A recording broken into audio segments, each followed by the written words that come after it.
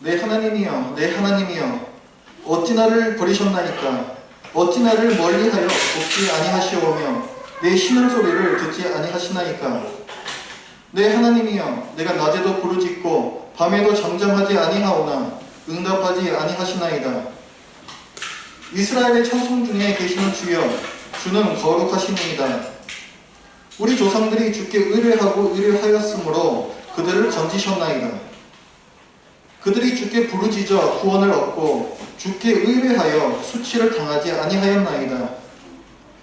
나는 벌레요 사람이 아니라 사람의 비방거리요 백성의 조롱거리니이다. 나를 보는 자는 다 나를 비웃으며 입술을 비축거리고 머리를 흔들며 말하되 그가 여호와께 의탁하니 구원하실걸, 그를 기뻐하시니 건지실걸 하나이다. 오직 주께서 나를 모태에서 나오게 하시고 내 어머니의 젖을 먹을 때에 의지하게 하셨나이다. 내가 날 때부터 주께 맡긴 바 되었고 모태에서 나올 때부터 주는 나의 하나님이 되셨나이다. 나를 멀리하지 마옵소서. 환난이 가까우나 도울 자 없나이다. 아멘. 오늘 설교는 그리스도인의 낙심에 대한 것인데요. 설교 내용 중에 일부는 제가 신학교 시절에 설교를 가르쳐 주셨던 저희 은사님의 어떤 글에서 좀 발췌를 해왔습니다. 그래서 제 오늘 설교의 일부는 그분 그림을 제가 좀 미리 알려드립니다. 저 자신이 신앙생활을 하면서 낙심이 될 때가 종종 있습니다. 또 그 가운데에서 그 은사님의 글이 또 저에게 많은 또 위로와 또 용기가 되었고 또 그것을 같이 나누고 싶은 마음에서 글이 하겠습니다. 여러분은 지난 한 주 동안에 몇 번이나 낙심을 하셨습니까? 극복할 수 없는 어려움을 만날 때 우리는 낙심합니다. 근데 신자도 이 땅의 어려움과 낙심에서 결코 면제될 수가 없어요.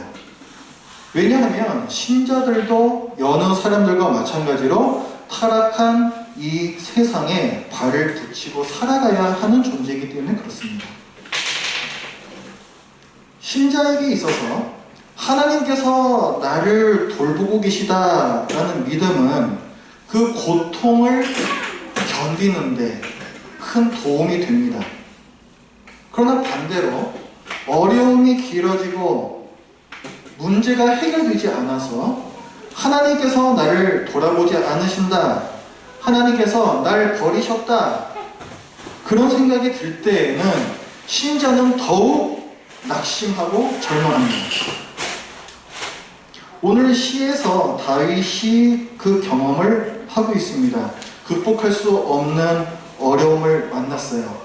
악인들이 자기를 공격하고 핍박합니다. 12절부터의 말씀을 보면 많은 황소가 나를 에워싸며 바산의 힘센 소들이 나를 둘러쌌으며, 이 짐승들은 다 악인들을 비유하는 단어들입니다. 굉장히 힘센 짐승들이 나오죠. 13절에는 내게 그 입을 벌림이 찢으며 부르짖는 사자 같으니이다. 잔인한 또 사자의 그 악인들을 비유를 하고 있어요. 이 악인들의 거세고 또 집요한 이 공격 때문에 다윗의 몸과 마음이 모두 탈진해버렸습니다. 14절부터의 말씀, 나는 물같이 쏟아졌으며 내 모든 뼈는 어그러졌으며 내 마음은 밀랍 같아서 내 속에서 녹았으며, 이 마음이 완전히 내려앉았다, 낙심했다라는 것을 표현하고 있습니다. 또 이어진 15절에서는 내 힘이 말라 질그릇 조급했고 내 혀가 입 천장에 붙었나이다. 주께서 또 나를 죽음의 진토 속에 두었나이다. 마음뿐만이 아니라 나의 몸도 그렇게 기진맥진했다는 거예요. 영, 육 모든 면에서 다 탈진한 그런 상태입니다. 악인들이 괴롭히고 있는, 이 다윗을 죽이려고 공격하고 있는, 그래서 다윗이 경험하는 어려움이 길어지면서 다윗은 하나님과의 관계에서도 어려움을 겪어요. 다윗은 하나님께 기도하지만 응답받지 못하고 있습니다. 1절과 2절 말씀을 보시면은 내 하나님이여 내 하나님이여 어찌 나를 버리셨나이까 어찌 나를 멀리하여 돕지 아니하시오며 내 신음소리를 듣지 아니하시나이까 내 하나님이여 내가 낮에도 부르짖고 밤에도 잠잠하지 아니하오나 응답하지 아니하시나이다. 구원해달라고 밤낮 부르짖고 있지만 그러나 하나님께서는 응답하지 않으십니다. 다윗은 하나님께 버림받았다라고 느끼고 있어요. 다윗은 자기가 아는 하나님과 자기가 경험하는 하나님이 너무 달라서 당황스럽고 또 고통스럽습니다. 다윗이 아는 하나님은 어떤 분이신가? 3절부터 말씀을 보면은 하나님은 이스라엘의 찬송 중에 계시는 주는 거룩하십니다. 거룩하신 주님이시고 우리 조상들이 주께 의뢰하였을 때 그들을 건지셨던 구원하셨던 분이 바로 하나님이십니다. 또 9절부터의 말씀을 보면 오직 주께서 나를 모태에서 나오게 하시고 내 어머니의 젖을 먹을 때 의지하게 하셨나이다. 내가 날 때부터 주께 맡긴 바 되었고 모태에서 나올 때부터 주는 나의 하나님이 되셨나이다. 내가 모태에 있을 때부터 엄마 뱃속에 있을 때부터 하나님께서는 나의 하나님이셨고 나는 하나님의 것이었다. 이것이 내가 알고 있는 하나님이라는 거예요. 그런데 다윗이 경험하는 하나님은 어떻습니까? 그 나의 하나님이 보이지가 않습니다.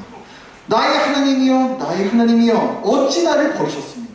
그것이 지금 이 현실에서의 다윗의 고백인 거예요. 날 버리신 하나님, 날 멀리 하시고 나를 돕지 않으시는 하나님은 나의 하나님이 아니신 것 같습니다. 그래서 다윗은 더 낙심합니다. 이 시편 22편은요 그리스도시, 메시아시라고 불립니다. 왜냐하면 이 시의 내용이 물론 다윗이 겪은 일이기도 하지만 나중에 예수님께서 겪으신 일, 예수님께서 행하실 일에 대한 예언이기도 하기에 그렇습니다. 27절부터의 말씀을 보면요 27절부터 땅의 모든 끝이 여호와를 기억하고 돌아오며 모든 나라의 모든 족속이 주의 앞에 예배하리니 나라는 여호와의 것이요 여호와는 모든 나라의 주제 왕이십니다. 이렇게 한단 말이에요. 근데 이 일이 다윗의 생전에는 결코 일어나지 않았습니다. 모든 나라들이 땅끝에서 하나님을 경배하기 위해서 모여드는 그런 일은 결코 일어나지 않았어요. 이 일은 예수님께서 이 땅에 다시 오시는 날에 이루어질 일입니다. 그렇기 때문에 이 시는 예수님과 관계가 있는 그리스도와 관계가 있는 메시아시라고 불립니다. 그리고 신약성경 히브리서에서도 보면요 제가 찾아보지는 않겠는데 히브리서 2장 12절 말씀을 보면 구원자이신 예수님을 히브리서에서 설명을 합니다. 그런데 그 구원자이신 예수님에 대해서 얘기를 할 때 오늘 이 시편의 22절 말씀을 인용을 해요. 그러니까 신약 성경을 쓴 사람들도 이 시편 22편이 그리스도를 가리키는 내용의 시다라는 것을 알고 있었다는 거예요.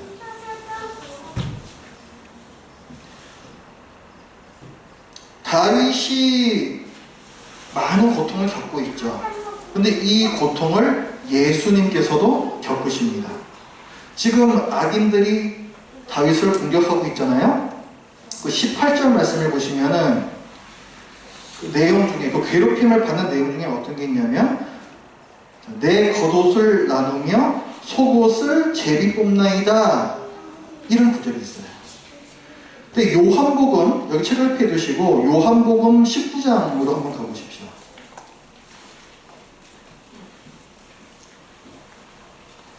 요한복음 19장 24절을 보시면요 예수님께서 십자가에 달리십니다.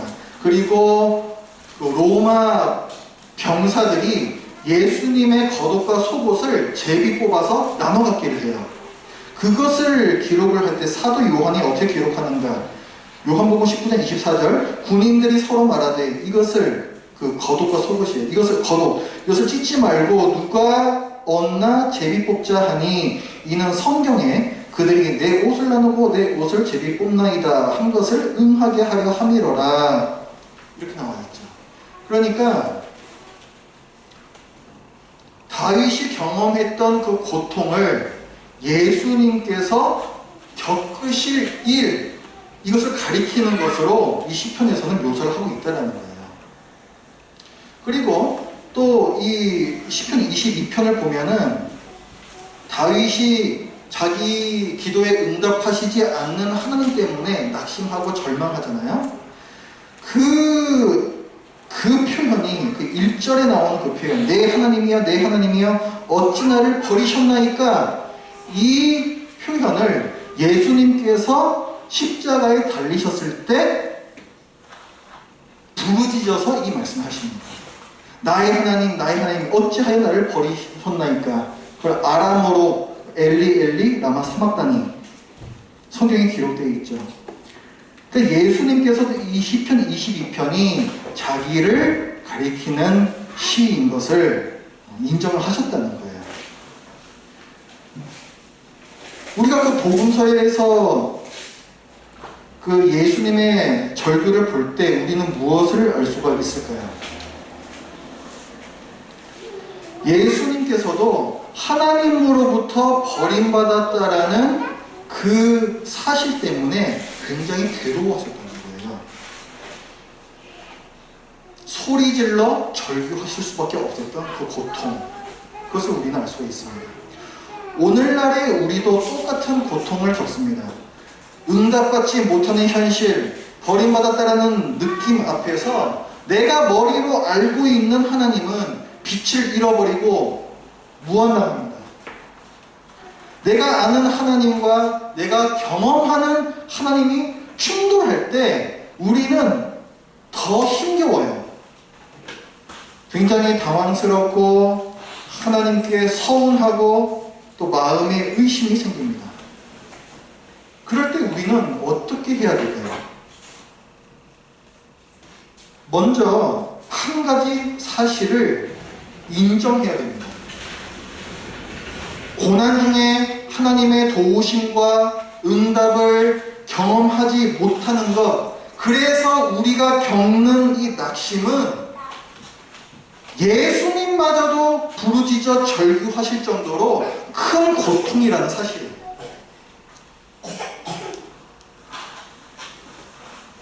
낙심한 나 자신을 바라보면서 또다시 낙심을 할 수가 있습니다. 내 믿음이 이거밖에 안 되나? 자기 자신을 책망하면서 또다시 낙심해버리는 그런 악순환에 빠질 수가 있다는 거예요. 그러나 예수님께서도 십자가에서 낙심하셨다라는 이 사실을 우리가 좀 더 생각을 해보자고요. 예수님은 하나님이시죠. 그러니까 모든 것을 다 알고 계세요. 예수님께서는 십자가에 왜 달리셔야 하는지 알고 계셨을까요? 모르셨을까요?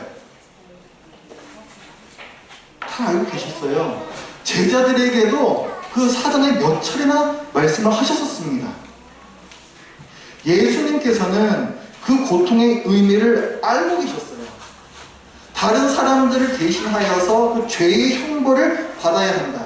대속의 죽음을 친히 겪으셔야 한다는 사실을 알고 계셨습니다.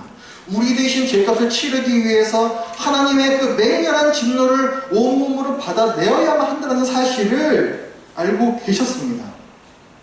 하나님께서 왜 당신을 돕지 않으시는 건지, 왜 하나님께서 예수님을 버리시는 건지, 왜 예수님의 기도를 듣지 않으시는 건지, 왜 그런 것인지를 다 알고 계셨다는 거예요. 그리고 예수님께서는 그 고통과 죽음이 끝이 아니요 사흘 후에 다시 죽음에서부터 살아나실 것까지도 알고 계셨습니다. 그런데도 왜 예수님께서는 하나님 어찌하여 나를 버리셨습니까? 라고 부르짖으셨을 거예요. 그것은 응답받지 못하는 현실, 버림받았다라는 느낌이 모든 것을 아는 그 지식을 압도할 만큼 무겁고 거대하기 때문에 그렇습니다.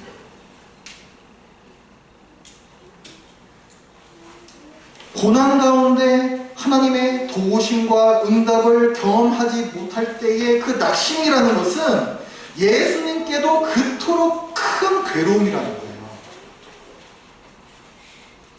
그렇다면 고통의 이유를 전혀 알지 못하는 우리가 도대체 내가 왜 이 고통을 겪어야 하는 것인지, 도대체 이 어려움은 왜 해결이 안 되는 것인지, 하나님께서는 왜 이런 어려움을 나에게 주셨는지 전혀 알지 못하는 우리가 길어지는 고통 앞에서 낙심하고 의심이 드는 것은 매우 자연스러운 것입니다.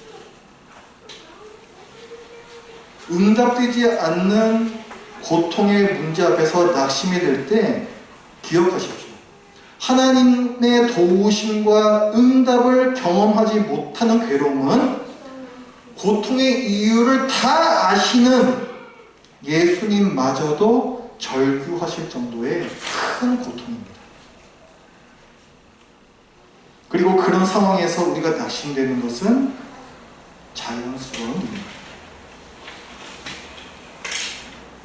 그러나 우리는 너무 오랫도록 낙심해 있지 않도록 해야 돼요. 하나님에 대한 서운함이 있잖아요. 이 서운함이 사무치고 또 오래되면 하나님이 이제는 나의 상처가 되십니다. 그 상처가 깊어지고 굳어지면 하나님은 나의 분노가 되어버리세요.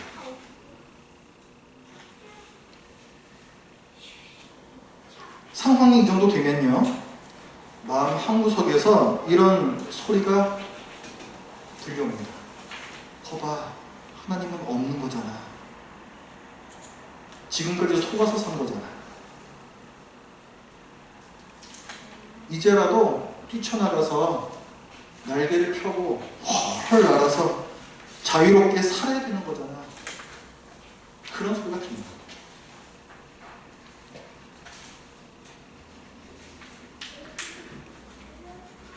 그렇게 한참 심통을 내고 있는 나를 다른 내가 설득하기 시작해요. 아니야, 내가 다 알지 못해서 그런 거잖아. 하나님께서 무슨 계획이 있으신 거잖아. 전에도 하나님께서 은혜를 주신 적이 있었잖아.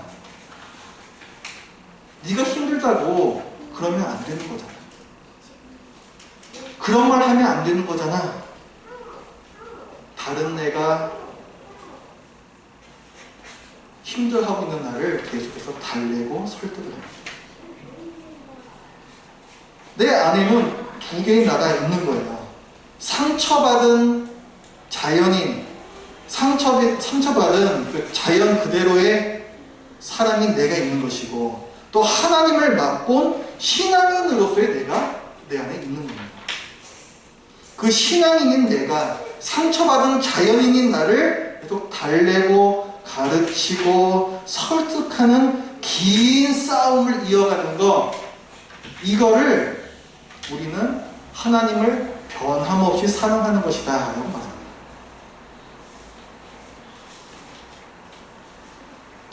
무슨 일이 벌어지고 어떤 상황이 닥쳐도 그것이 순순히 이해가 되고 하나님을 믿으니까 아무렇지도 않아지는 그런 변화없는 사랑이란 존재하지 않아요.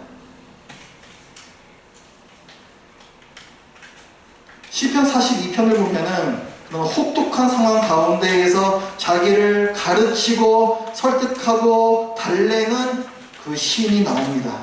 시편 42편 5절에 이렇게 얘기를 해요. 내 영혼아, 네가 어찌하여 낙심하며 어찌하여 내 속에서 불안해하는가. 너는 하나님께 소망을 두라.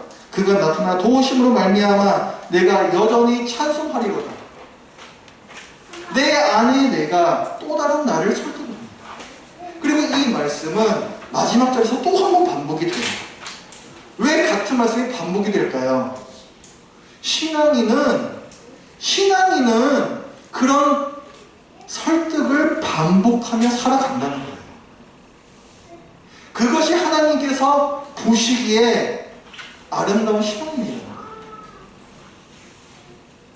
오늘 시편에도 그 모습이 나옵니다. 1절에서는 어떤 고백이 나왔습니까? 멀리 계시고 응답하지 않으시는 하나님 때문에 낙심하는 그 고백이 나오잖아요. 내 하나님이여 내 하나님이여 어찌 나를 버리셨나이까? 어찌 나를 멀리하여 돕지 아니하십니까? 이 고백이 나오잖아요. 그런데 이것이 11절 말씀으로 가면 나를 멀리하지 마옵소서 환난이 가까우나 도울 자 없나이다. 다시금 하나님께 나아가서 나를 멀리하지 마시고 환난에서 도와달라는 이 간구로 나옵니다. 그 밑에 이어지는 또 14절부터는 몸과 마음이 모두 탈진한 그 내용이 나오죠. 나는 물같이 쏟아졌으며 내 모든 뼈는 어그러졌으며 내 마음이 밀랍 같아서 내 속에서 녹았으며 하나님께 그렇게 나아가다가도 나는 또다시 낙심을 한다는 거예요. 그러나 이 시인은 거기서 또 머물지 않고 다시금 자신을 추스립니다. 그리고 다시 하나님께 나아가는 일을 반복해요. 그 밑에 19절에 보면은 여호와여 멀리하지 마옵소서 나의 힘이시여 속히 나를 도우소서. 다시금 하나님께 나아가서 간구합니다. 낙심했다가 다시금 자신을 추스려서 하나님께 나아가는 일을 반복하는 이 변함없는 사랑을 다윗도 보이고 있다는 거예요.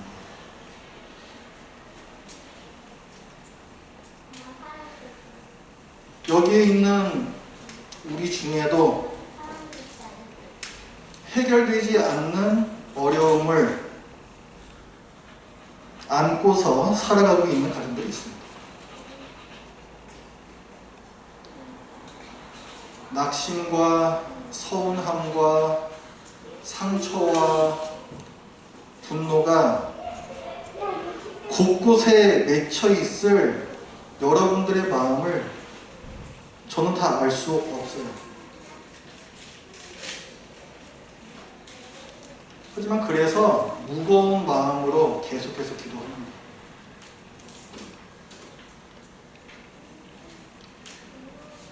의심하며 구하면 안 된다라고 하는데 저 자신도 의심이 돼요.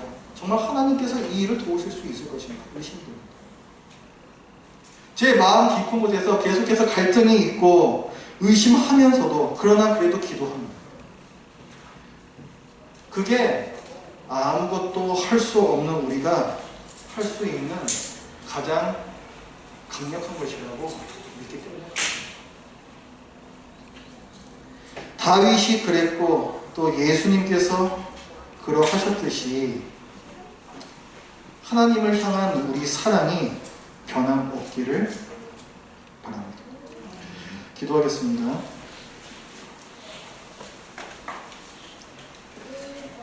하나님 아버지, 끝나지 않는 그 어려움 속에서 그 응답되지 않는 그 기도 가운데에서 낙심하고 절망하였던 그 다윗, 그리고 예수님을 저희들이 이 시간에 보았습니다. 저희들의 삶 가운데에도 해결되지 않은 어려움들이 있어서 그것을 생각할 때마다 오히려 상처가 되고 아픔이 되어서 하나님께 나아가는 것이 더욱더 꺼려지고